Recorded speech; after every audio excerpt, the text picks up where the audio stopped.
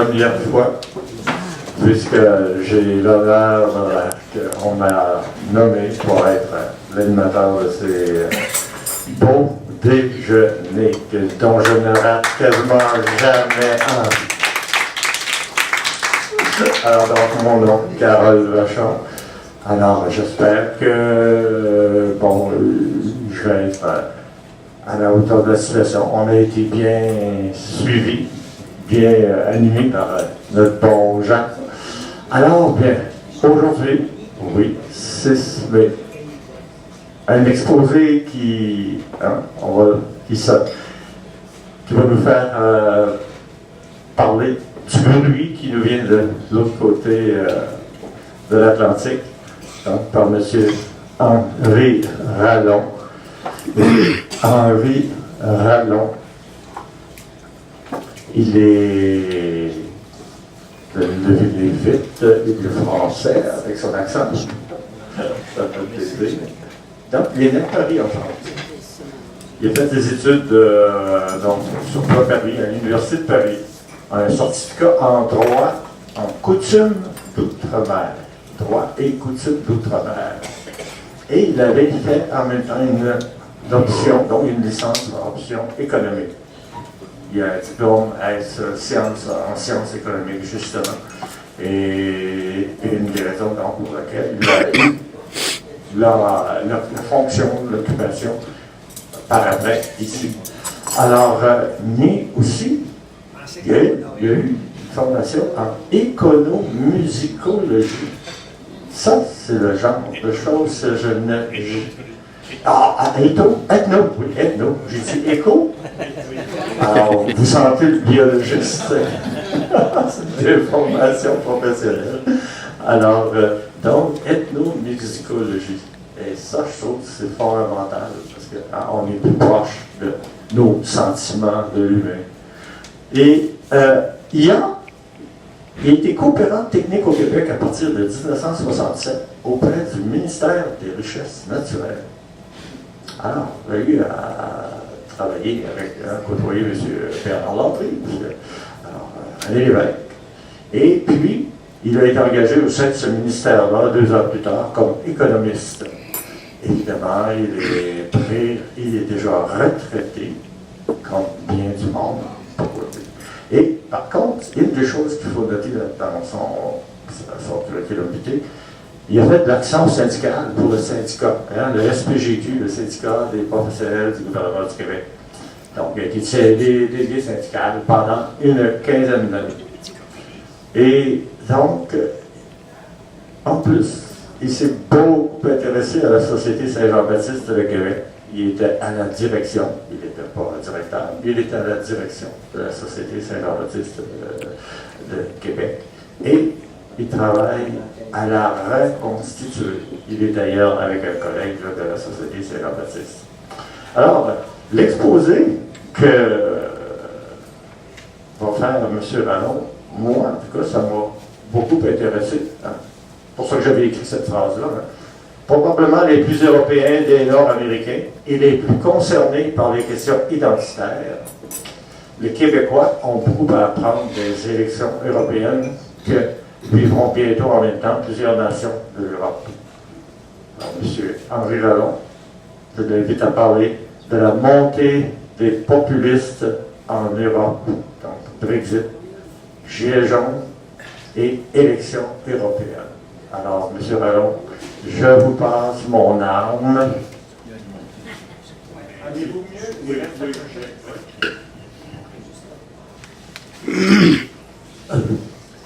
Ma présentation sera plutôt pas très longue, étant destinée autant que d'informer à susciter des questions et un éventuel mini-débat qui pourrait se révéler tout aussi intéressant, si ce n'est plus, que mon exposé. D'abord, quelques grands principes que j'ai intitulés démocratie et parlementarisme, pour poser un peu le sujet à un niveau philosophique ou politique. Au début, on a créé le parlementarisme pour réaliser la démocratie. Mais peu à peu, le peuple s'est rendu compte que cela menait à la prise du pouvoir par la plutocratie et à l'écrasement du peuple. Alors, il fut décidé par l'establishment de déconseiller, entre guillemets, le système parlementaire. Ainsi, pour revenir à nos jours plus récents, Bernard-Henri Lévy, lors d'une entrevue reliée à la promotion de sa pièce de théâtre Looking for Europe, entre parenthèses, c'est très français, n'est-ce pas? Alors que la personne qui menait l'entrevue lui posait la question: comment détourner leur sirène, celle du populisme, et faire entendre raison à ceux qui, comme vous dites, préfèrent ignorer? Bernard-Henri Lévy répondit: par plusieurs moyens. Par exemple, quand cette population-là vote pour le pire, le racisme, l'antisémitisme, la haine, quand ils sont encore minoritaires, je pense qu'il faut leur dire: on ne tiendra pas compte de ce que vous dites. Ainsi, Ryan Girdowski, dans le site The American Conservative, faisait remarquer, une traduction, la classe politique ne s'est pas préoccupée de ces problèmes parce que cela les aurait obligés à faire des compromis avec leur orthodoxie, comme quoi les cultures et les peuples sont interchangeables, et que les peuples déplacés par le globalisme n'ont qu'à déménager des zones industrielles délabrées et apprendre de nouveaux métiers. Ce qui a eu pour résultat de rendre les gouvernements de plus en plus éloignés et quasiment isolés des peuples qui gouvernaient. La poursuite extrême de cette logique, l'autre riposte de l'establishment, c'est de préconiser le remplacement, entre guillemets, du peuple. Si le peuple ne vote pas du bon bord, on ne change pas de politique, on change le peuple. D'où l'immigration accélérée, c'est ce qu'on appelle la théorie du vent de remplacement. Il s'agit aussi, bien sûr, de changer les référents de la culture du pays réel, entre guillemets, pour la remplacer par une culture tout à fourre-tout, mondiale et multiculturaliste, y compris dans ce qui concerne la religion. Ainsi que le concluait Alexandre Escudier dans son ouvrage paru aux presses universitaires de France, intitulé « Tensions démocratiques, du gouvernement représentatif à la démocratie sociale ». Je cite: « C'est bien la vigueur de la démocratie représentative et des partenaires sociaux qui, au gré des alternances partisanes et des mobilisations syndicales, a permis de construire et de protéger le cadre général de la négociation sociale. Symétriquement, en second lieu, on ne saurait méconnaître le contexte général de ces luttes et débats, à savoir, d'une part, la subversion grandissante par nombre de flux et d'acteurs des frontières stato-nationales traditionnelles et donc du paradigme sous-jacent de la souveraineté. D'autre part, l'incapacitation progressive des États-nations et la nécessité de penser des niveaux supérieurs du politique, supranational, régional, interétatique, international, cosmopolitique. C'est sans aucun doute ces dernières urgences que pointent les critiques les plus acerbes du gouvernement représentatif, entre guillemets, la question étant de savoir si prendre la mesure des enjeux à venir et des niveaux opératoires requis oblige pour autant à délaisser le socle fondamental de la démocratie représentative. On peut historiquement en douter. Maintenant, nous allons aborder la question un peu plus sous l'angle, commencer un peu par le populisme, sous l'angle défavorisé-favorisé. L'autre problématique, c'est l'opposition défavorisée-favorisée. La mise en place de l'Europe et du libéralisme économique ont paupérisé la petite classe moyenne, l'ont tassé et chassé tout d'abord des centres-villes, puis des proches banlieues, pour finalement l'expédier loin des centres-villes, dans des zones mal desservies par les transports en commun et par les commerces, les administrations et les services, notamment ceux de la santé. Ce sentiment de dévalorisation et d'écœurement est présent également chez les policiers. Et d'ailleurs, on note en France, depuis le début de l'année, un suicide tous les 4 jours d'un policier. C'est quand même assez extraordinaire. Un tous les 4 jours. Et ça, c'est uniquement la police nationale. Ce n'est pas les polices municipales et autres, c'est uniquement la police nationale. Un tous les 4 jours. Et il y en a eu encore 3 récemment. Ça serait augmenter la moyenne d'ailleurs. Afin de mieux expliquer les revendications des manifestants, l'ancien ministre français du gouvernement de François Fillon, Maurice Lambrois, reprend sa phrase préférée dans une entrevue au site Sputnik. Quand vous n'avez jamais droit à rien et que vous payez plein pot pour tout, bienvenue, vous êtes dans la classe moyenne en France. J'ajouterais que ceci se vérifie peut-être ailleurs, et pas si loin que ça. C'est ainsi que le mouvement des Gilets jaunes a débuté par une protestation contre l'augmentation de la taxe sur l'essence et la limitation de la vitesse sur les routes ordinaires. Chassés des centres-villes et des proches banlieues, les petites gens n'avaient plus que l'automobile, éventuellement fatigués, pour fonctionner et garder un semblant de bien-être. On se rend compte, lorsqu'on examine les études fouillées post-électorales concernant par exemple le vote de ce qui était alors le Front National, dont l'implantation la plus forte se situe dans ces zones extra-urbaines. Peu à peu, le mouvement s'est élargi, sociologiquement et politiquement, et semble constituer, d'après les études réalisées, d'un tiers de frontistes, du Front National, d'un tiers de macronistes et d'un tiers de macronistes, pardon, excusez-moi, de mélanchonistes, et un tiers d'anciens abstentionnistes. Un texte de l'Observatoire du bien-être semblait le confirmer, qui résumait ainsi sa présentation.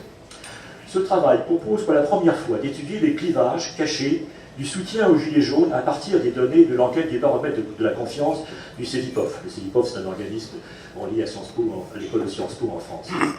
Nous montrons que le soutien au mouvement entérine l'effacement de l'axe droite-gauche traditionnel. Les Gilets jaunes réunissent des personnes dont les taux de satisfaction dans la vie sont très faibles, indépendamment de leur accord sur les moyens d'y répondre. Ce sont majoritairement d'anciens électeurs de Marine Le Pen, de Jean-Luc Mélenchon ou des abstentionnistes dans ces ordres. Ils partagent une critique plus radicale de l'État et du gouvernement que l'un et l'autre de ces électorats, tout en ayant des positions plus médianes sur des questions morales comme la tolérance à l'égard des minorités. L'analyse de la géographie des ronds-points là où manifestent les Gilets jaunes, confirme le caractère original de ce mouvement. Le nord-est et le sud-ouest sont les points forts de la mobilisation, soit les deux régions où Marine Le Pen et Jean-Luc Mélenchon ont fait leur meilleur score en 2017.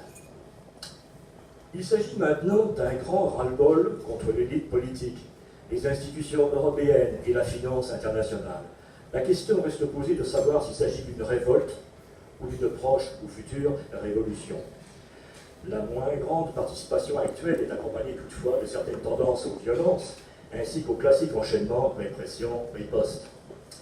Le général Bruno Le Ray a déclaré que les militaires mobilisés pourraient aller jusqu'à l'ouverture du feu en cas de danger. En aucun cas, l'armée qui était en charge du maintien de l'ordre, a répondu Emmanuel Macron dans le journal Le Monde. De plus, et ceci est plus symptomatique, certaines divergences ont commencé à apparaître au sein des forces de l'ordre, policiers se battant entre eux devant les manifestants par exemple. Dialogue, on y voit un policier s'en prendre à son supérieur. Ça sert à rien ce qu'on fait depuis tout à l'heure. On entend en réponse, tu casses les couilles, excusez l'expression, c'est ce qui a été dit, t'as tout le temps ta gueule ouverte. Au gradé de la gendarmerie aussi, critiquant les forces policières classiques. Entre parenthèses, certains éléments externes, genre casseurs, ont commencé aussi à s'introduire. Et l'on constate même, avant le mouvement des Gilets jaunes, des expressions de plus en plus publiques et critiques de certains membres de l'armée française, qui est de moins en moins la grande muette, entre parenthèses. La question a été posée également de la nécessité ou non d'organiser le mouvement, avec une certaine ambiguïté. Organiser pour calmer, politiser le mouvement, ou organiser pour être encore plus fort et renverser, si faire se peut, l'ordre établi. Électoralement, les tentatives de créer des listes gilets jaunes pour les élections européennes qui s'en viennent ne semblent pas entraîner la faveur des électeurs. Entre parenthèses, il y en a maintenant que les listes ont été déposées, on sait qu'il y en aura 3, et effectivement, pour l'instant, dans les sondages, ils ne sont pas très élevés. Semblant conclure à une certaine inutilité de l'organisation politique, ce qui ne veut pas dire une certaine organisation plus structurée peut-être. Le gouvernement a mis un certain temps à réagir, hésitant entre la répression et la consultation. Finalement, Macron a proposé un grand débat national qui aurait pu être intéressant, mais n'a pas inclus les éléments les plus en vue du mouvement et a mis en place un questionnaire dont le côté bâclé et le faible taux de réponse ont annulé une bonne partie du faible enthousiasme du départ. Un article de Libération français du 14 mars concluait à ce propos. La cartographie du grand débat est-elle différente de celle des vrais débats organisés par des gilets jaunes? Il semblerait que oui. Lorsqu'on cartographie les débats officiels, on observe qu'ils sont organisés dans des territoires où la mobilisation des gilets jaunes a été la plus faible, ce qui est un peu paradoxal. A l'inverse, sans vouloir trop généraliser, on a observé l'organisation de vrais débats, entre guillemets, dans des départements où la mobilisation est la plus forte. Il s'agit de territoires plus enclavés, précarisés, dépendant fortement de l'État et dépourvus de métropole, le Loiret, l'Yonne, la Picardie, le Puteaux ou la Haute-Loire. Dans ces territoires, il y a moins d'appétence pour le débat officiel, avec moins de 10% de gilets jaunes dans ces réunions. Par souci de transparence, il serait intéressant de pouvoir indiquer la hiérarchie et la nature des doléances qui émanent des participants au grand débat national et celle plus spontanée issue des vrais débats. Et ça, évidemment, dans la presse, on n'a rien su. On peut craindre que certains membres du mouvement ne veulent tout simplement rien savoir et que le gouvernement, de son côté, ne cherche qu'à éteindre les feux. Il semblerait que le gouvernement, notamment, ne veuille pas mettre en place un véritable référendum d'initiative populaire qui est devenu peu à peu la revendication phare du mouvement dans toutes ses constituantes politiques. Moyennant quoi, actuellement, les sondages indiquent une stagnation de la République en marche, le parti de Macron qui n'arrive pas à décoller par rapport au Rassemblement national, le nouveau nom du Front national dans le temps, le nouveau parti qui remplace le Front national. La France insoumise, le mouvement de Mélenchon, ne semble pas profiter du mouvement, entre guillemets, peut-être à cause des hésitations de celui-ci, Mélenchon, à embarquer plus complètement dans une version populiste de son parti, gauche sociale et droite des valeurs, ou au moins de certaines valeurs. Nous allons maintenant aborder la question des élections européennes et des élections nationales en Europe. Le site de BFM TV, dans un assez long article, dont je ne vous afficherai plus le début, fort instructif toutefois, exposait les conclusions d'une vaste étude réalisée par un journal anglais, The Guardian, menée avec une trentaine de politologues consacrée à l'ascension électorale des partis populistes en Europe. Après 20 ans de progression, un Européen sur 4 vote pour une force décrite comme populiste par ses observateurs, 1 sur 4. Il en ressort donc qu'en 2 décennies, les partis considérés comme populistes par ces journalistes et chercheurs ont quitté les marges où ils étaient cantonnés pour cumuler le quart environ des suffrages exprimés en Europe. L'étude se porte sur 31 pays européens et ne se fonde que sur les élections nationales. Les européennes, trop marquées par l'abstention, sont ainsi écartées. Quant à la liste des formations politiques qualifiées de populistes, elle a été établie par Mathilde Baudouin, sociologue politique enseignant à Amsterdam, qui l'a ensuite soumise à différents experts locaux. À la charge de ces derniers, alors de ratifier ou non le qualificatif pour les courants proposés et d'en ajouter d'autres besoins en ce qui concerne leur pays. Encore faut-il s'entendre sur le terme. Le Guardian a mis cette définition du mot populisme en exergue. C'est une question qui se pose souvent, les gens mais qu'est-ce que c'est que le populisme? On n'en parle plus le temps et on ne sait jamais ce que c'est en total. Dans la citation du Guardian, citait cette définition. Les populistes ont tendance à dépeindre la politique comme un combat entre des masses ordinaires, entre guillemets, vertueuses, et des élites néfastes ou corrompues, et insistent sur le fait que la volonté générale du peuple doit toujours triompher. L'étude ajoute, reprenant l'analyse de Gasmud, universitaire américain cité par ailleurs, que le populisme est souvent associé à une idéologie haute qui peut être de gauche comme de droite. La description adoptée a l'avantage de circonscrire le problème et d'en donner un aperçu clair, mais place du même coup dans un même ensemble, par exemple, les conservateurs eurosceptiques de l'UKIP au Royaume-Uni et Syriza au pouvoir en Grèce, formation désormais docile aux directives européennes. En France, des mouvements aussi dissemblables que la France insoumise de Mélenchon et le Rassemblement national de Marine Le Pen sont aussi mis au même rang. Toutes les familles politiques présentes dans ces travaux ont en revanche en commun de porter toutes ou d'avoir porté un discours anti-élite. Dans un certain nombre de cas, pour celui espagnol de Podemos, il a d'ailleurs été théorisé. Dans ce cas, il apparaît que le populisme, sous ses diverses formes, a triplé les votes en sa faveur. Si on fait la moyenne des élections nationales des 31 pays étudiés entre 1998 et aujourd'hui. Les statistiques montrent ainsi que partant de 5% de suffrages cumulés en 1998, 7%, les populismes européens ont dépassé la barre des 25%. Le panorama politique a également été bouleversé dans l'intervalle. En 1998, seule l'Italie voyait le vote populiste déborder les 30% dans les urnes. La Suisse et la Slovaquie avaient pour leur part des représentants populistes dans leurs exécutifs respectifs. En 2018, les appareils populistes récoltent plus de 40% des voix en Bulgarie, Hongrie, République tchèque, Hongrie et Italie. 11 gouvernements sont dirigés par ou associés à des populistes. Résultat, là où 12,5 millions de personnes vivaient il y a 20 ans dans des pays dont le gouvernement comportait au moins un membre populiste, ils sont 170,2 millions en 2018. Donc on est passé de 12,5 millions à 170 millions. Il s'agit donc d'une population multipliée par 13. Même là où les populistes se tiennent hors de la photo de famille de l'exécutif, ils ont souvent réalisé une notable percée. Ainsi, en Allemagne, l'AfD est le premier parti d'extrême droite à être entré dans tous les parlements régionaux et à avoir élu conséquent 92 députés au Bundestag depuis la fin de la Seconde Guerre mondiale. Et ceci était analysé à la fin de 1918.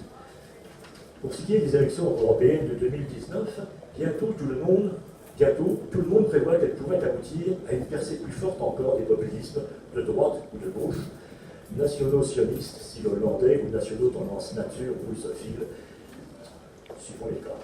D'après une étude, et suivant les pays surtout, d'après une étude du European Council on Foreign Relations, d'après les sondages en profondeur les plus récents, une gamme de divers partis anti-européens, de l'extrême gauche à l'extrême droite, et comprenant des eurosceptiques d'extrême droite, sont pour la première fois quasi certains d'acquérir plus d'un tiers des sièges du Parlement européen. Et ce qui est plus inquiétant, pour le Conseil en question, pas forcément pour nous, la part des députés eurosceptiques de l'extrême droite et de la droite pourrait passer de 23 à 28%. Cette part pourrait même dépasser 30% des sièges si leur popularité continue de s'accroître ou si certains députés, actuellement plus centristes, décident de les rejoindre compte tenu de la vague. Si leur part passe le seuil de 30%, cela signifierait, d'après l'organisme, un changement qualitatif dans l'Union européenne. Bien sûr, le Parlement européen n'a pas un si grand pouvoir quotidien face à la Commission européenne. Mais toutefois, l'impact psychologique d'une victoire, entre guillemets, des populistes serait très important, non seulement sur la conduite future de l'Europe, mais encore sur les prochaines élections législatives en Europe. Notons au passage la curiosité technique du possible maintien des élections européennes britanniques au cas où le Brexit ne serait pas réalisé avant le délai de grâce accordé par l'UE. Il me semble que l'Autriche faire ça d'ailleurs actuellement, effectivement. Si les élections européennes n'ont pas lieu au Royaume-Uni, la proportion des populistes au Parlement européen en sera diminuée, compte tenu du grand nombre d'eurosceptiques britanniques. Si elles ont lieu, cette proportion, temporairement, parce que de toute façon, si le Brexit a lieu au mois d'octobre, ces députés européens britanniques sont obligés de démissionner, sera renforcée et le Royaume-Uni risque de se retrouver dans une crise majeure. On s'en est rendu compte récemment, il y a eu des élections il y a quelques jours au Royaume-Uni, des élections municipales, et ça a fait quand même quelques changements assez majeurs. Le même European Council on Foreign Relations nous rassurait, entre guillemets, involontairement bien sûr, dans son étude. S'ils gagnent plus que 33% des sièges, cela leur permettrait, les partis prétendument anti-européens, de former une minorité qui pourrait bloquer quelques-unes des procédures européennes et rendre l'adoption d'une nouvelle législation beaucoup plus complexe, difficile, avec un dommage potentiel important sur la politique étrangère de l'Union européenne, et ce qui mettrait en cause les institutions, les autres institutions européennes et sa crédibilité politique de prendre des initiatives dans ce domaine. Si l'on veut voir toutes ces questions de plus haut, de Sirius, comme on disait dans le temps du cours classique, on peut noter que certains analystes distinguent que ce sont les Américains qui poussent à la dislocation de l'Europe unie, de façon à imposer le libre-échange international et le multiculturalisme. Vrai ou faux? Un vrai dilemme pour les nationalistes de divers pays européens. D'autres spécialistes mettent en évidence l'influence russe, entre guillemets, sur la politique dans les pays d'Europe de l'Est, et même dans les mouvements politiques radicaux plus à l'Ouest.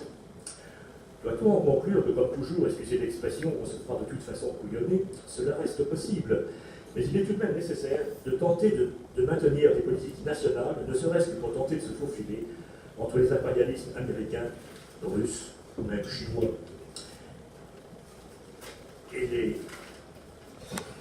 Je pense aussi que ce qui sera important de toute façon pour ces élections européennes, c'est que si le résultat est important, ça aura un effet psychologique sur les élections nationales qui auront lieu ensuite dans les divers pays européens, et là, l'impact commencera à devenir plus fort. Je vous remercie de votre attention.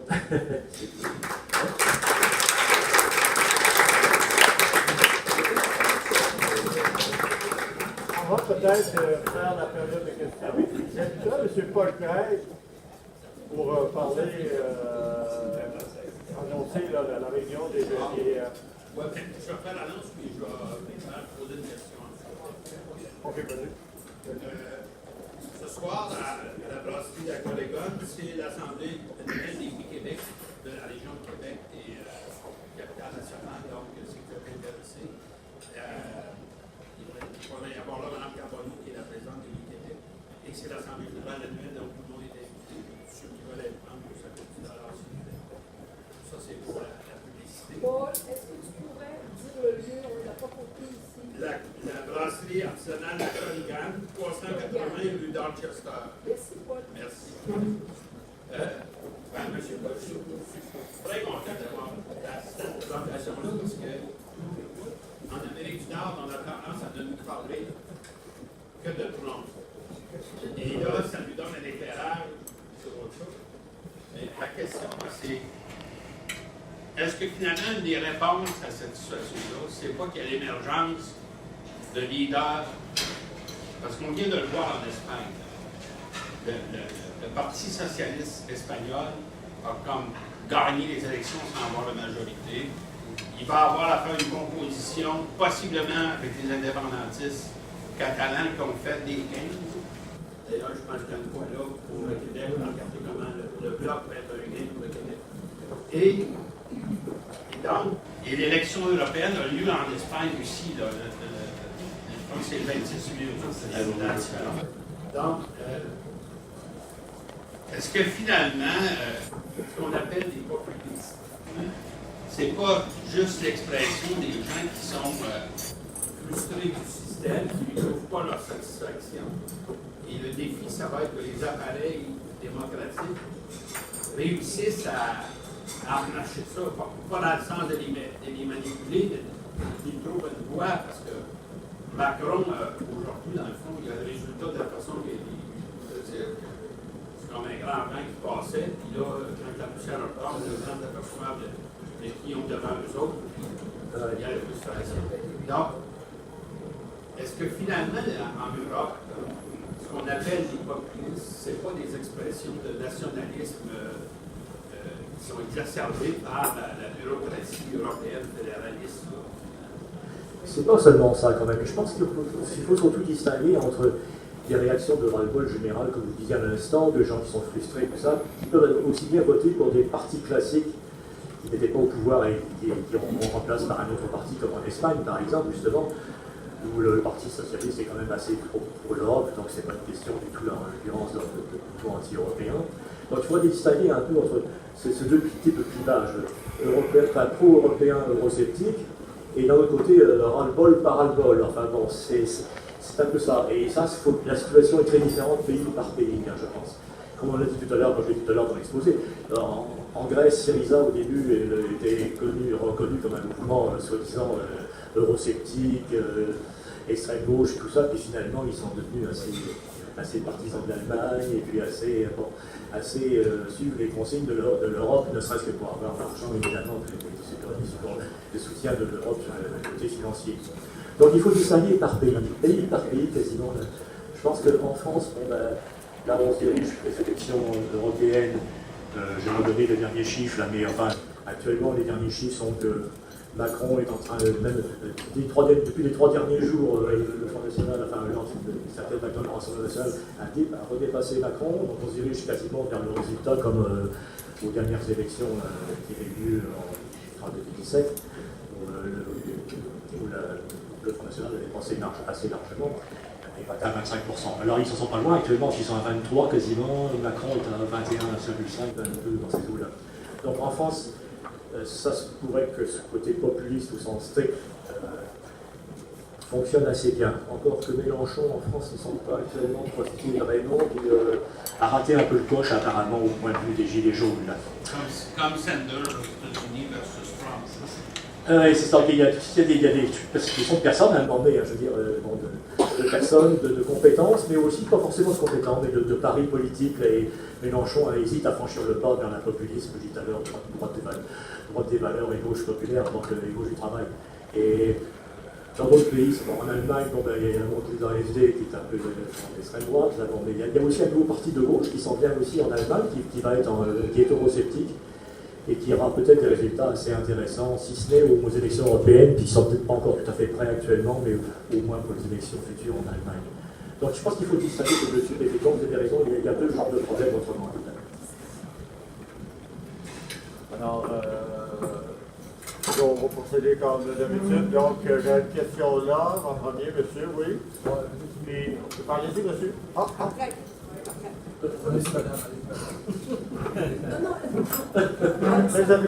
La question va être rapide. C'est comment vous distinguez ce qui arrive avec la gauche au Québec? Comment vous analysez la gauche plus individualiste et une gauche qui est plus communautariste? Oui, ici, je veux dire que la situation est très différente politiquement parlant de l'Europe, là, parce qu'il n'y a pas... Tous on vient de parler, tous ces mouvements-là quasiment n'existent pas ici du tout, quasiment. Hein, les mouvements populistes, enfin, au sens où on l'entend en Europe, là, même si on a une notion assez large du mot populiste, ici, ça n'existe pratiquement pas. Enfin, bon, on peut toujours dire que la CAQ est populiste si on veut, mais à mon avis, c'est un populisme, excusez l'expression anglaise, soft quand même, léger. Donc, le Parti québécois ou le Bloc a parfois eu des positions qui pouvaient être légèrement plus identitaires que le Parti libéral, mais disons, par exemple. Hein.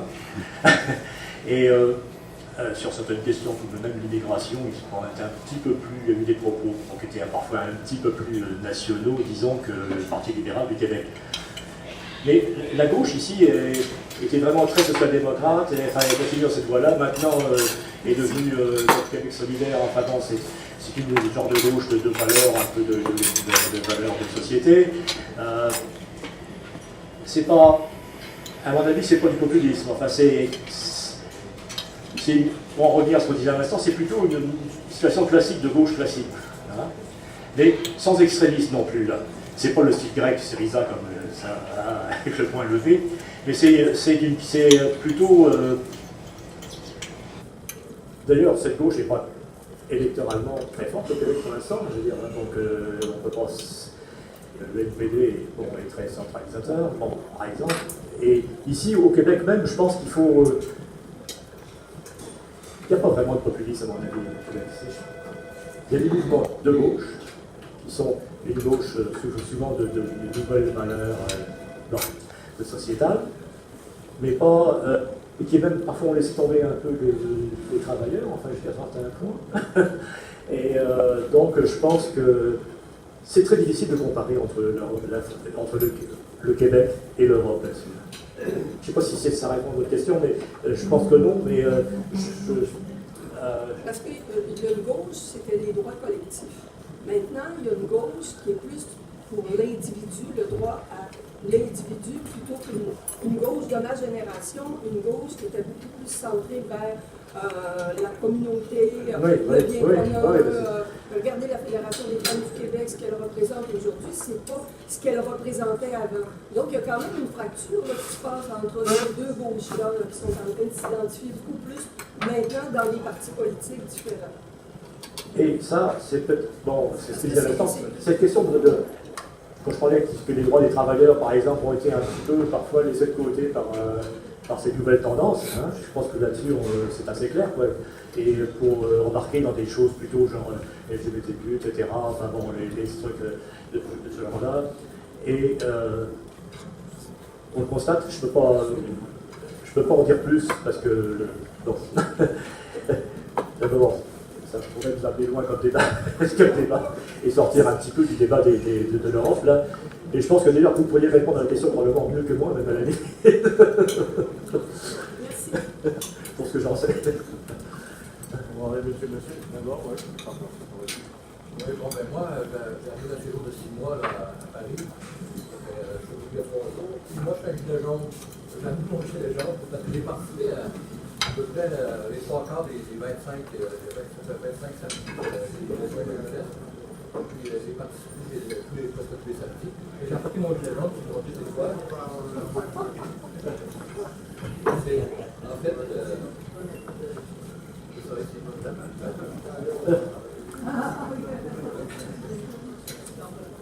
au début, c'était pas.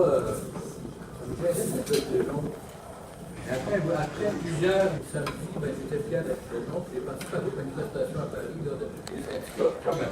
Les Gélons sont en avant on est en avant. C'est un mouvement là, qui est vraiment représente tout le monde. Participe là, il y a des gens handicapés, des aveugles, des gens avec une kippa, des gens avec des femmes voilées. Ce qui se passe, on a fait les policiers ont discrédité les éléments des Gélons qui sont allés voir dans les photos. Et puis, ça fait que s'il y en a qui veulent savoir, c'est plus d'informations sur les Gélons, pour ça. Ouais, je dois dire, vous disiez à l'instant, vous disiez à l'instant qu'il y a toutes sortes de gens, et récemment, mais tout récemment, il y a eu tout un collectif d'artistes en France qui ont pris position, mais nous aussi, nous sommes des gilets jaunes. Ah oui, Ce qui au début n'était pas évident, au début on pensait que c'était des gens du peuple, etc. Mais maintenant, même les artistes ont embarqué là-dedans aussi. Et puis les ronds-points, c'est vraiment des gens, vous parlez du sentiment des gens trop individualistes, là, c'est contraire. Les gens, maintenant, ils peuvent se parler avec les ronds-points, c'est ça. C'est que tout le monde était seul, mais ils se sentent vraiment c'est un endroit pour se rencontrer, partager. Fait que, non, j'ai participé, moi, seulement, pas tellement dans les ronds-points, j'ai fait sur les Champs-Élysées. Non, c'est intéressant. Ce qui est vraiment épouvantable, c'est la violence de l'État à travers la police. Ça, c'est incroyable. Le nombre de blessés, il y a une trentaine débordés, des gens qui se feuraient à cause des transports. Il y a plus de 2000 blessés. C'est pas c'est un peu tout le monde qui sont les victimes de la violence policière. Ça, c'est vraiment épouvantable de constater que vraiment la France est un État policier. Parce que j'ai eu l'occasion d'aller parler du Brexit. Le Brexit, ça vous deviez parler du Brexit, hein? Je ne vais pas mentionner pour vous, mais le Brexit devait avoir lieu le 29 mars.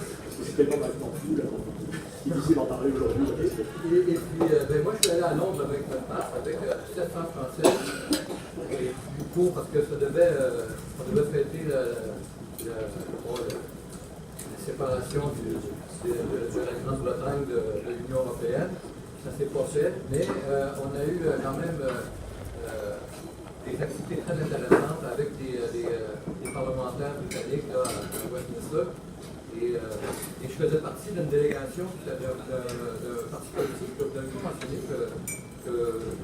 dont je suis membre, c'est l'UPR, M. Asselineau, d'accord, et puis qui prône la sortie de l'OTAN, de l'euro et de l'Union européenne. C'est un parti qui participe aux élections européennes du mois de mai, et puis qui pense pouvoir vraiment avoir quelques députés cette fois-ci. Et samedi passé, il y avait 5000 personnes qui défilaient pour la bonne idée avec l'UPR.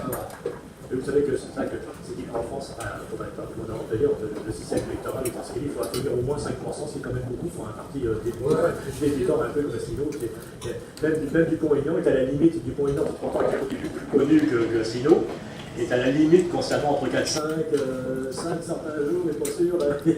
Et parfois 4. C'est un parti très organisé qui a comme sa France et qui est vraiment uni par sur le net.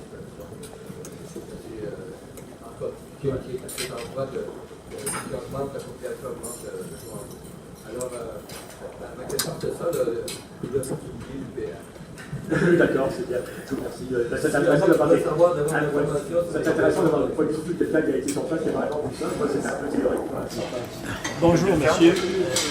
J'aimerais savoir d'où provient l'argent que l'Union européenne donne à coups de milliards aux pays. Parce que lorsqu'un pays arrive dans l'Union européenne, on leur donne des milliards de pouvoir. Mais comment on fait pour distribuer cet argent-là? Ça fonctionne un peu comme le système de la péréquation, si vous voulez, je t'apprends un point. Le principe, c'est que les pays sont le produit intérieur brut est plus élevé, l'Allemagne généralement paye, donc c'est pour ça qu'en Allemagne, finalement, au début, c'était très pro-européen, mais de plus en plus, il y a eu des mouvements en Allemagne qui protestaient contre l'Europe, qui en avaient marre de payer la Pologne, On donne des milliards, des milliards. les pays d'Europe de l'Est, les pays nordiques qui étaient bon. Et ça, ça marche à peu près comme le système de la péréquation. C'est les pays qui ont plus d'argent qui finissent à financer les autres. Alors, ils en ont de l'argent comme ça, alors qu'on en donne aux gilets jaunes pour pouvoir compenser. Ah oui, mais ça, oui, et ça, il faudrait que chaque gouvernement soit partage les idées des gilets jaunes aussi, ce qui n'est pas forcément le cas. Chaque pays européen donne une quote-part à l'Union. Par rapport à son revenu, à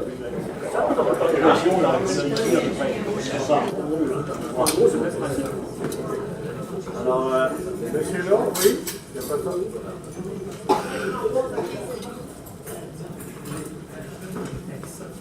Moi, là, quand vous parlez de populisme,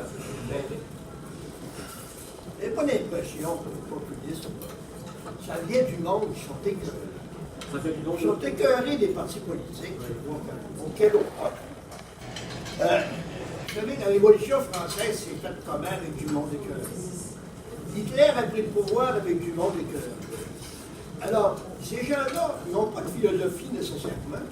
Quand on regarde les gilets jaunes, il n'y a pas nécessairement de philosophie. C'est du monde qui sauve la faim. C'est du monde qui ne croit plus à Macron et aux autres partis français. C'est ça le populisme. C'est des gens individuellement qui n'ont pas, à mon sens, de philosophie commune. Et la philosophie qu'ils ont, c'est que ces maudits partis politiques-là vont être écœurés, ils ne nous représentent plus. Et dans ce temps-là, ça ne prend juste qu'un leader charismatique qui ramasse tout ce monde-là, comme Trump l'a fait aux États-Unis.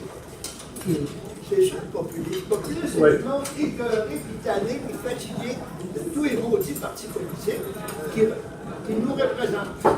Je dirais à ça que d'abord, bon, c'est ça qu'effectivement, ça prendrait un leader, mais ça prendra un leader qui soit en même temps de droite et de gauche, qui est un peu compliqué éventuellement. Non, je fais exprès un peu de typifier la chose, et ça prendra quelqu'un qui soit qui saurait transcender ces questions-là, je veux dire, au minimum. Hein. Donc il y a ça. D'autre part, pour ce qui est de la Révolution française, je dirais que c'était quand même un peu différent, parce que c'est plutôt la bourgeoisie en France qui a fait la Révolution, les parlementaires, c'était les deux peuples, puis d'un côté, la première assemblée qu'il y a eu sous la Révolution, il y avait les royalistes étaient majoritaires dans la Chambre. Hein. Donc il y a ça. Et c'est quand même un peu le problème des Gilets jaunes, c'est que cette absence d'une philosophie en arrière, unie. C'est pour ça qu'on ne sait pas très bien, comme je disais tout à l'heure, si c'est une future révolution ou simplement une future un bouleversement politique temporaire qui va peut-être déboucher sur quelque chose. Parce que même si actuellement, effectivement, le mouvement semble un petit peu en termes de vitesse, parce que manifeste tous les jours, tous les samedis, tout ça, à un moment donné, ça finit forcément par, quand il n'y a pas de gens derrière qui organisent la chose, ça finit toujours par... Mais ça ne veut pas dire que ça ne va pas d'impact à long terme, d'autant que ça pourrait... C'est un feu qui coule de toute façon. Ça reprendra, s'il n'y a rien qui est fait, ça reprendra et plus fort encore plus tard. D'ici 1 an, 2 ans, les élections peut-être en France par exemple, qui ont lieu dans 2 ans, en fait, si je ne me trompe pas. Donc ça, c'est quand même un petit peu ce problème de la non-structuration versus structuration. C'est quand même ça le problème numéro 1 actuellement du Gilets jaunes. Macron n'avait pas de structure quand il a pris le pouvoir. Mais c'est parce que c'est paradoxal. Avec des gens qui étaient tannés, ouais, c'est ça, mais c'est paradoxal, parce que s'il y a une structure, à ce moment-là, on en revient comme un parti classique et on tombe dans les défauts de... Donc il y a des gens là-dedans qui ne veulent pas que ça soit structuré parce qu'ils disent on va tomber que dans le blablabla, avec un consensus, une plateforme électorale et tout ça, comme les partis classiques. Donc il y a un problème quand même là de fond, d'absence de structuration, et je me disais à l'absence de personnes charismatiques, c'est sûr. Enfin d'absence. Pour l'instant, je ne sais pas. Il y a des personnes qui sont derrière ça, là, qui sont d'accord avec ça, mais même les mouvements radicaux, ou en tout cas comme Mélenchon ou l'ex-Front National, Mélenchon un peu plus, mais soutiennent les Gilets jaunes, mais pas de façon à fond.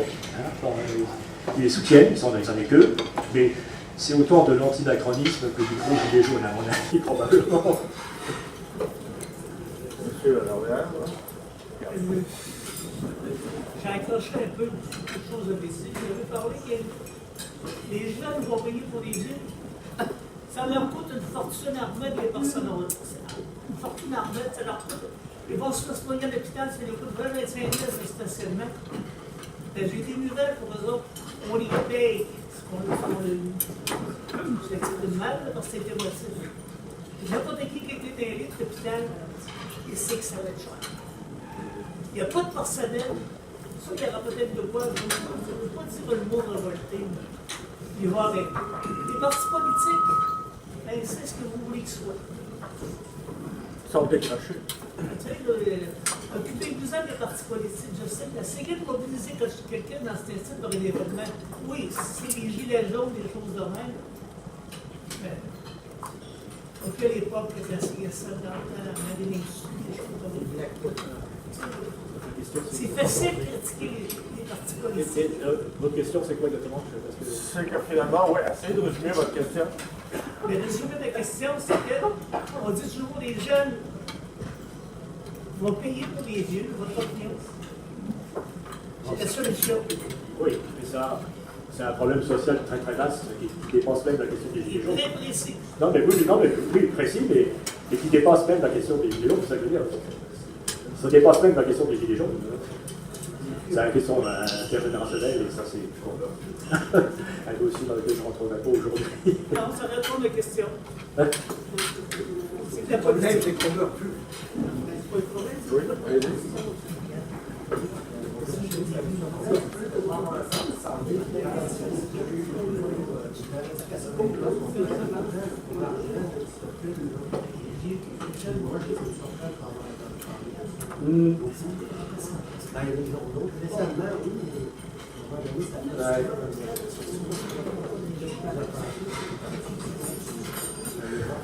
C'est comme ici, c'est insoluble. D'un côté, tout le monde est contre les paradis fiscaux, mais d'un autre côté, tout le monde pratique, y compris les choses les plus institutionnelles. Et on s'en est rendu compte ici récemment, où la crise du dépôt a dit qu'il n'y avait pas de question. Des jardins, d'ailleurs, des jardins a dit aussi qu'il n'y avait pas de question. Alors, les mêmes qui protestent là-dessus toute l'année, ils font finalement. Ça prendrait. Tout le monde, parce que tout le monde a son intérêt à avoir son petit fonds de machin, les particuliers, les organismes, parce qu'il y a vraiment une activité fiscale très importante, et les personnes évidemment, sont tous dans les pays en plus, non seulement en Occident, mais dans les pays un peu plus animés politiquement, souvent c'est des refuges pour l'argent qu'on a pillé plus ou moins ailleurs. Hein. Donc ça c'est. Il y a un paradoxe là-dedans, c'est sûr. Tout le monde joue, c'est un jeu de poncho là, hein, on fait semblant et puis en fait tout le monde est d'accord pour que ça continue. D'autres questions? Moi j'aurais quelque chose. Ok, Christiane? Ok, moi c'est une question personnelle pour vous. Comment voyez-vous l'avenir de ces pays européens qui se révoltent? Vaste question. Les personnels, Oui, comment non. voyez-vous ça là, Oui, mais si c'est dans une dizaine je vais d'années? répondre dans le style personnel, ils m'ont pas Oui, dans le oui, style de la oui, conférence. personnel. Je ne suis pas forcément très rassuré, je dois dire. Hein. Je suis même assez inquiet. D'ailleurs, ma conclusion était un peu du genre, de toute façon, on est fait pour se rembarquer. On est en perte de vitesse. L'Europe est en perte de vitesse par rapport à d'autres pays dans le monde. Là. Non seulement on parle des États-Unis et de la Russie tout le temps, mais la Chine et l'Inde, peut-être encore plus finalement à long terme que la Russie et les États-Unis, qui s'opposent comme des puissances déclinantes un peu finalement, hein, alors que les autres, comme la Chine et l'Inde, sont en train de progresser et avec le nombre et maintenant leurs compétences, parce qu'avant ils étaient seulement le nombre, maintenant ils ont des compétences, ils ont l'argent, donc à mon avis, en Europe, là, la situation n'est pas brillante. Pour ces raisons-là, et aussi pour d'autres raisons, comme on disait tout à l'heure, c'est qu'il y a un manque, je pense, de leadership là, au pluriel, enfin, de gens là. Il n'y a pas de volonté vraiment de changer quelque chose. Et c'est en ce point de vue-là que je soutiens les Gilets jaunes personnellement, même s'il y a des gens qui sont dans certains milieux pour ou contre. Moi, je dis quand même, ils amènent des questions là, ils amènent de bousculer l'ordre établi. Et c'est notre seule chance qu'il se produise peut-être quelque chose à un moment donné, dans le sens que vous disiez. Hein. c'est votre chance. Elle n'est pas très forte, mais elle existe. Et ils vont quand même commencer à progresser. On l'a vu tout à l'heure, ils vont progresser dans le Parlement européen, ils vont probablement progresser aussi dans les élections nationales en Europe. Enfin, les gens, pas forcément les gilets jaunes, les listes gilets jaunes, mais les gens qui soutiennent ce genre de point de vue. Parce que les listes gilets jaunes, apparemment, pour l'instant, c'est 3% mais les partis plus classiques qui les soutiennent. Et ça, là-dedans, la question du référendum d'initiative populaire, ça a beaucoup d'importance, je crois. Sans ça, là, c'est difficile de sortir, toujours en France en tout cas, à mon avis. Sans un gouvernement qui serait en place et qui ferait constamment des référendums pour faire appliquer sa politique, sans ça, on restera toujours dans la petite politique classique, je crois. Malheureusement. Avant de voir des belles choses, on attend de mourir. Oui, c'est super. Je ne suis pas très pessimiste. J'aurais même intitulé mon dernier paragraphe Pessimisme actif. Je ne l'ai pas dit, mais pessimiste actif. Mon professeur de philo, quand j'étais au lycée, me disait il faut être pessimiste actif. C'est-à-dire penser que ça va mal, mais il faut quand même fonctionner. Merci. Oui, j'ai trouvé votre texte très pertinent. La question que je me pose, vous ne trouvez pas que le milieu politique va pas assez vite pour l'évolution de la population avec toutes les communications qui se développent? Toute la politique, le populisme, c'est après tout de débarquer à cause de tout.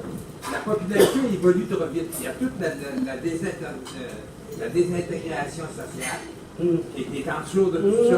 Puis il y a tout au complet, il y a comme une couche en bas qu'en haut, ils ne sont pas capables de lire. D'abord, il y a une chicane de pouvoir, c'est l'argent.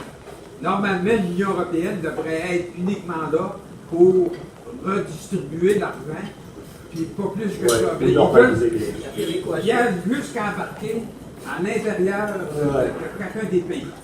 C'est des peuples. On voit ça au Canada en Christophe.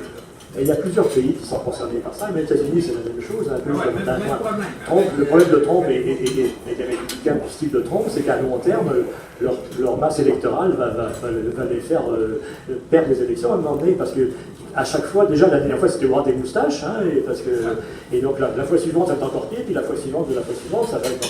Et ça veut dire que le pouvoir politique ne suit pas les voies de c'est que de la danse, parce que, et c'est pour ça qu'on organise un peu ce qu'on appelle le grand dérangement, ça c'est incroyable aussi, c'est que puisque le peuple est devenu pénible, il faut changer le peuple, quoi, autrement dit. Ah ouais, pour eux autres. Ok, mais pour eux autres, oui, bien entendu, pas pour moi, mais je veux dire, pour eux autres, c'est ça, le peuple devient plate, les élections ça devient plate, là, parce que ça contre nous, donc il faut changer le peuple, autrement. Mais ça arrivera pas. Ah non, mais ça peut. Ça va, il y aura quelque chose, il y aura une évolution. Ça va arriver, ça arrive. D'autant plus que quand même, il y a quand même des choses techniques qui empêchent un peu ça à court terme, c'est que souvent pour les choses par leur nom, les immigrants et autres, ne sont pas toujours citoyens tout de suite, là ils sont citoyens au bout de quelques années souvent, donc ça prend encore un certain temps. Et en plus, le temps que ça prend, donc, les immigrants parfois changent d'avis, lui aussi il devient un vieil immigrant, donc plus patriote parfois un peu aussi, pas toujours, dans certains cas. Mais en tout cas, la situation n'est pas aussi catastrophique que ça à moyen terme. À long terme, bon, comme je disais tout à l'heure, peut-être qu'à long terme, je ne suis pas très rassuré. Parce que, c'est ça, est-ce que la volonté est là et est-ce qu'on trouvera les gens pour la faire, pour réaliser des choses? Je ne sais pas trop. Vous dites D'autres questions? Moi, j'appelle la suite le genre de questions. Macron vient du milieu des banques. Je pense. Hein? Macron vient du milieu des banquiers. Alors, il y a une sensibilité particulière vis-à-vis du problème de la population. Et pour moi, l'Europe, c'est beaucoup bâti sur le même mode que la mondialisation. C'est les grands intérêts économiques, finalement dirige la Commission européenne, c'est les banquiers qui font le final.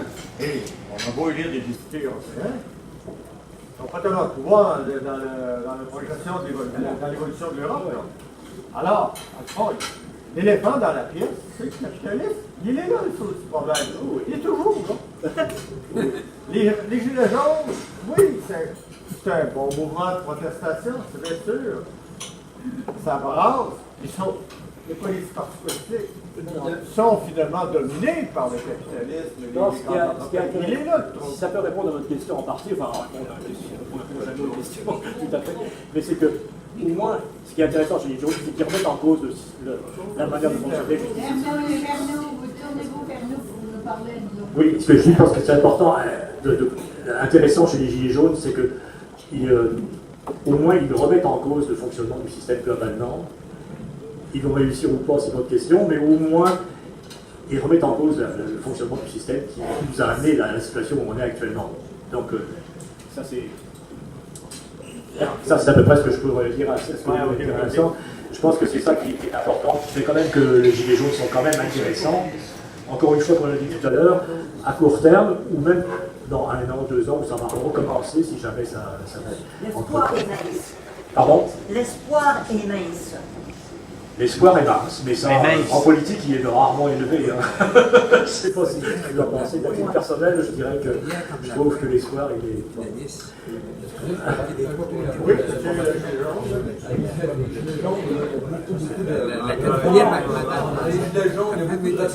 Pourquoi? Parce que le gouvernement, parce que Macron, il est allé sanctionner les pensions des retraités. Un des premiers gestes, il y a une taxe, une exemption fiscale pour les très riches, d'abord, puis en plus, il s'en va ponctionner les retraités. C'est pour ça que les Gilets jaunes, bon, ben, c'est des bon, ben, qu'est-ce qui est arrivé? Ça, c'est les manifestations commencent au mois de novembre. Ben, vers la fin décembre, Macron, le président, a changé son plan. Il a signé un petit peu, ils ont mis 10 milliards. Un premier 10 milliards pour essayer de. En réponse aux Gilets jaunes, donc, je ne veux pas dire que ça donne rien. Les Gilets jaunes, c'est pas. Ils n'ont pas de leader, ils ne veulent pas avoir de leader, mais le seul moyen qu'ils ont, c'est d'aller manifester samedi. Puis demander la démission de Macron. La première chose qui est demandée, c'est Macron démission. Ça, c'est la première. C'est la pression qui se fait politiquement pour qu'il change de carte. Et d'ailleurs, entre parenthèses, c'est parfois aberrant, la politique de Macron, Macron et les gens qui le soutiennent. Le mouvement, il a démarré, comme on l'a dit tout à l'heure, pour des raisons d'automobile quasiment, hein, parce que les gens étaient coincés dans des régions qui étaient sous-développées, disons, appelées les choses par leur nom. Et là, récemment, le prix du diesel en France et de l'essence est reparti en flèche. À Paris, en plus, la mairesse de Paris, il est parti quand même vaguement tendance Macron, parce que Macron, c'est toujours pareil, c'est un socialiste, qui est en même temps de la droite, en même temps, c'est un peu bizarre, mais bon, comme elle a pris des décisions qui vont aussi enrager les gens. Elle veut, sur le périphérique qui fait le tour de Paris, qui est la seule autoroute où on peut rouler à bonne vitesse, elle va limiter la vitesse de 80 km/h à 50 km/h. Et elle va supprimer 2 voies sur le périphérique, une pour mettre des arbres sur le côté, et l'autre pour réserver pour les véhicules utilitaires, enfin les machins.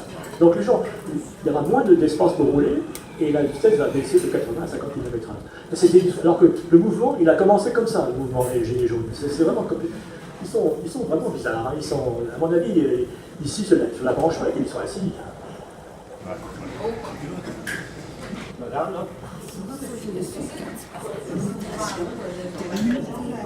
La disparition de la gauche, ces gens-là ont quand même un maximum décidé de vote. Ils sont complètement éclatés. Ils ne se tiennent pas ensemble, alors ça donne un petit pouvoir. Oui, mais ça c'est... D'abord, le mouvement, comme je l'ai dit tout à l'heure, est composé à peu près d'un tiers d'extrême droite, d'extrême gauche et d'abstentionnistes, à peu près, disons, en gros, le mouvement. Et donc c'est sûr que ça crée un mouvement un peu chaotique, hein, je vais dire, bon, ça c'est clair. Mais d'un autre côté, c'est aussi ce qui fait l'intérêt, enfin la spécialité des Gilets jaunes, mais d'un autre côté, c'est de rassembler des gens, d'extrême droite et d'extrême gauche, et surtout des gens qui ne votent pas généralement. Et ça peut être important pour le parti au pouvoir, qui vont peut-être lutter si ces gens-là, si juste ces gens-là se mettre à aller voter, ça va déjà faire un gros changement peut-être hein, en France, par exemple. Je parle en France parce que les gilets jaunes, c'est un peu français, même s'il y a eu quelques gilets jaunes par-ci par-là dans plusieurs pays européens par imitation, mais c'était pas le même genre de mouvement. Donc je pense que ça peut être important. C'est l'abstentionnisme, parce qu'un tiers d'abstentionnisme des gilets jaunes, ça veut dire un nombre de voix là, assez considérable là, pour les élections nationales. Là.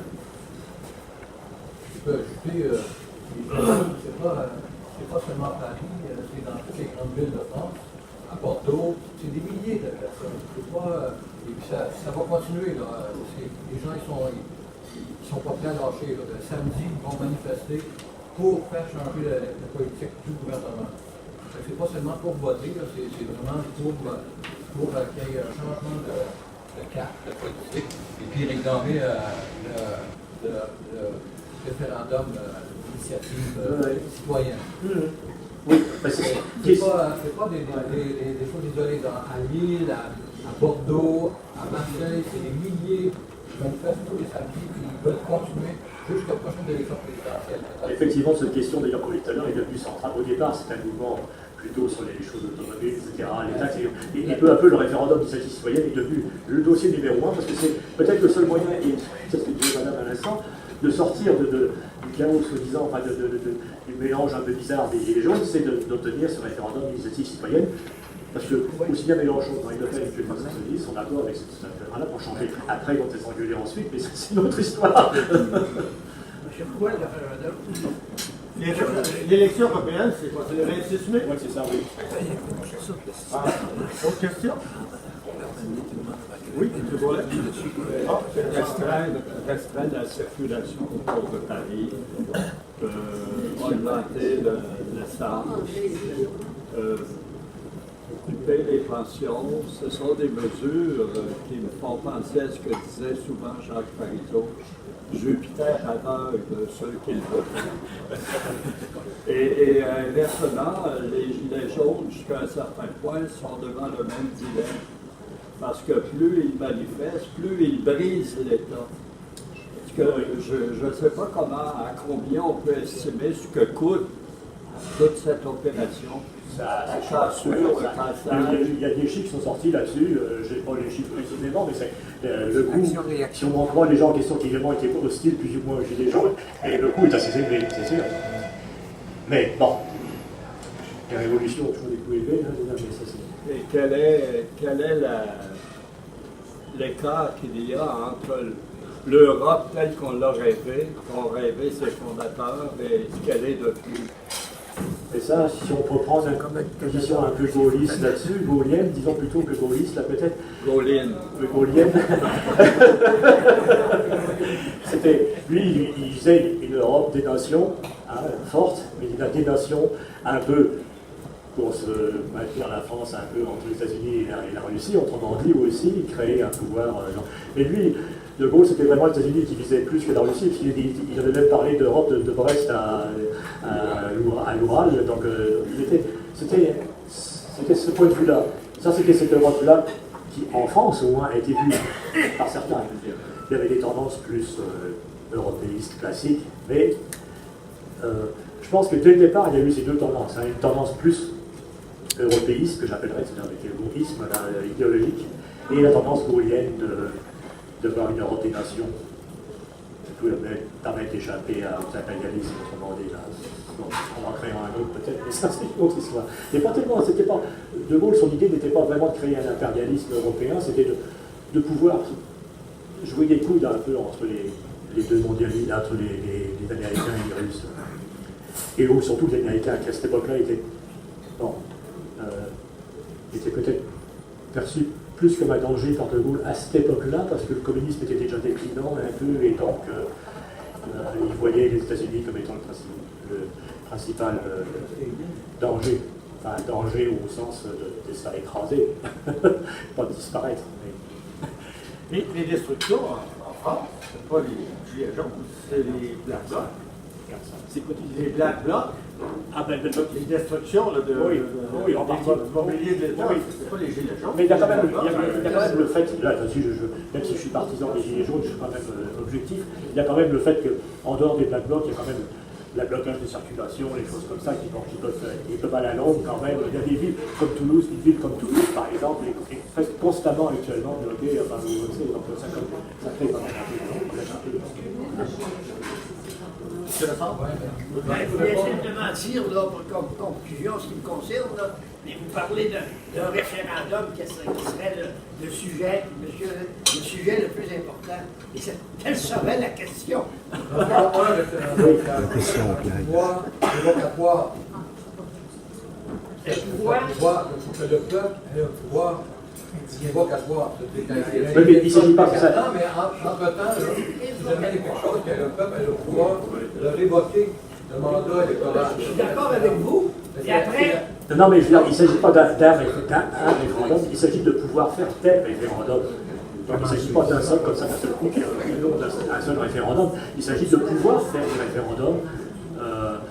Alors actuellement, il y a déjà certaines possibilités actuellement, mais les conditions sont telles que c'est presque impossible. Il faut réunir des millions de voix pour faire un truc comme ça, c'est presque impossible. Mais c'est sûr qu'il ne s'agit pas d'un référendum. Donc il n'y a pas une question majeure et autre. Ça serait une série de questions, même pas forcément toutes les semaines non plus, n'exagérons rien, mais mettons plusieurs questions à travers les années pendant 5 ou 10 ans, mettons. Hein. Comme la question de la laïcité. Ici au Québec, on par exemple, un référendum sur la laïcité. Oui, par exemple. Sur le troisième lien. Exactement. Donc, mais souvent, les gouvernements, ils sont élus. Et puis, ils sont élus pour toutes sortes de raisons. Et là, ils arrivent avec... ils pensent qu'ils sont élus sur, par exemple, la question du troisième lien. Ils n'ont pas été élus pour ça, là. Ils ont été élus dans l'ensemble, le ras-le-bas des gens. C'est nouveau, la CAQ. C'est le nationalisme, c'est peut-être la souveraineté à qui s'en vient au bout du tunnel. Donc, c'est tout ça. Effectivement, il en faudrait au Québec aussi le référendum. Et c'est là où la population est divisée par des camps différents, gauche, droite, moitié gauche, moitié droite. Donc, effectivement, au Québec, on a cette même situation-là qui perdure. Et ce qu'il faut aussi, pour avoir en tout cas un gouvernement qui est pour le bien commun aussi, ce socle-là qui tisse une société, qui nous ancre dans nos valeurs, que ce soit des jeunes, que ce soit des personnes plus âgées, mais il va falloir qu'il se passe quelque chose. Parce que vous dites, là, la colère ici, elle gronde un peu, là. On l'a un peu, cette espèce de colère-là. On n'est pas encore assez en colère ici, je pense. Oui, mais maintenant, il ne faut pas attendre d'être en colère, il faut trouver des solutions. Oui, mais souvent, ce qui fait réfléchir, c'est quand on est en colère. Oui, c'est ça. Il y a beaucoup de sujets comme ça, par exemple. Est-ce qu'on nomme un sénateur ou on l'élit? Est-ce qu'il il doit aller vers la population pour se faire élire et non pas des nominations partisanes? On est tanné de ça. Même moi, je suis en politique, puis je suis tanné de ça. Peut-être éventuellement aussi la décentralisation, des vrais pouvoirs régionaux. Des vrais pouvoirs régionaux aussi, par exemple au Québec aussi. Hein. Une vraie décentralisation, pas une déconcentration, mais une vraie décentralisation. Ce qui permettrait d'avoir des élites locales qui seraient. Ça crée un certain. Il faut s'interroger, c'est quoi la péréquation? La péréquation, là, on dit oui, c'est un partage avec des populations ou des pays qui n'ont pas ce qu'il faut économiquement pour survivre. Donc, c'est un devoir que la communauté européenne s'est donné. Mais nous autres aussi, avec le Canada, il faut s'interroger pourquoi la péréquation. Hein? Quand, par exemple, on n'a pas la juste part des recherches, quand on n'a pas la juste part en plein de domaines, la DV qui n'a jamais de contrat, 2% du 100 milliards qui est donné par Ottawa en plus, pour l'Halifax, puis Vancouver, puis moi, je ramenais ça en France. Mais c'est ça le ras-le-bol des gens. Et en plus, comme vous disiez à l'instant, c'est que même si on a de l'argent, si on n'a pas les pouvoirs, parce que question fédérale, provinciale aussi, tout simplement, hein, donc on n'a pas le pouvoir d'avoir l'argent, mais vous ne pouvez pas investir dans les domaines que vous voulez investir. L'Union européenne, il y a 10 ans, c'était mon Dieu, c'était la découverte. Ah oui. Et là, maintenant, on commence à désenchanter parce que les gens en ont de moins en moins pour vivre. On blaguait les marxistes, les communistes, dire les lendemains qui chantent, mais c'était ça un peu. Ça me fait plaisir. Avant que monsieur éclate.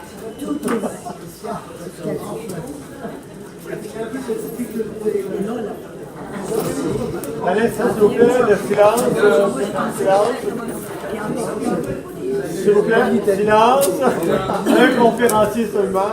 Nathalie Dubin, quand tu arrives dans le sud, associer le concept la fille de populisme avec un taux de participation d'environ 10% aux élections scolaires. Les élections comme bon,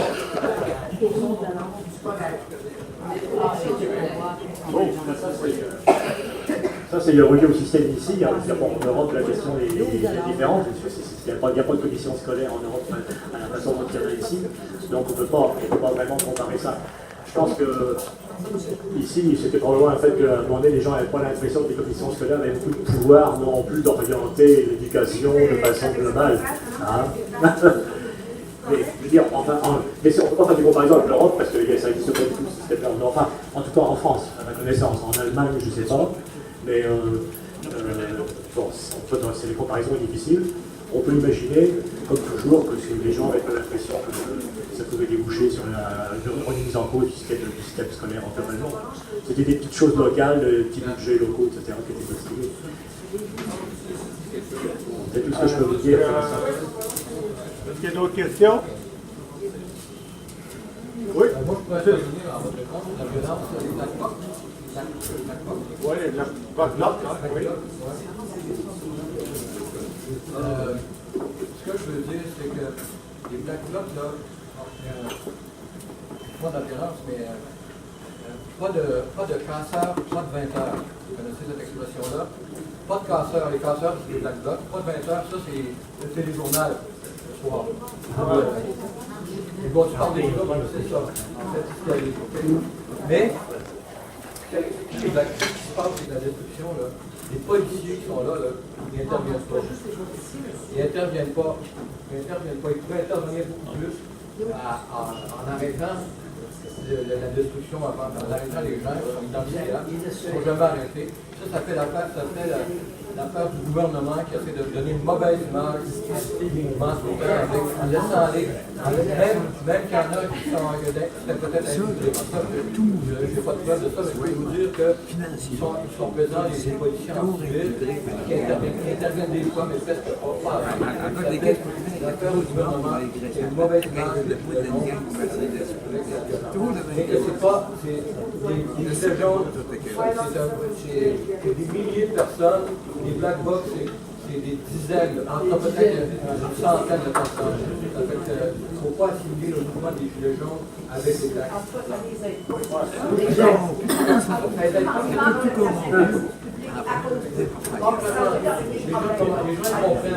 Alors, regardez, là, on va changer l'allure du débat, là. Alors, une chose, on va peut-être arrêter la question de Moldie. Et je voudrais laisser M. Randon vous parler de la Société Saint-Jean-Baptiste. On a tout à l'heure qu'on avait reparti avec des camarades l'ancienne Société Jean-Baptiste qui avait été fermée pour diverses raisons. Nous étions opposés à la fermeture. On a décidé de repartir ça parce qu'on estimait que c'était quand même quelque chose, un organisme qui devait continuer. On en a profité évidemment pour...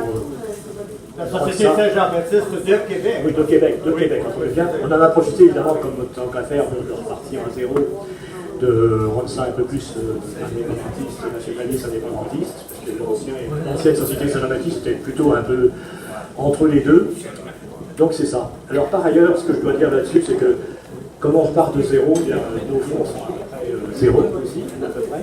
Et donc à la fin, à la sortie, s'il y a ceux qui veulent, on va mettre un sac là, et puis si ceux qui voudraient donner un petit quelque chose, ça nous permettrait de fonctionner un peu mieux, de pouvoir imprimer certaines de nos affaires, de faire des choses comme ça. Là, et puis donc voilà, je vous remercie. Je vous remercie d'avoir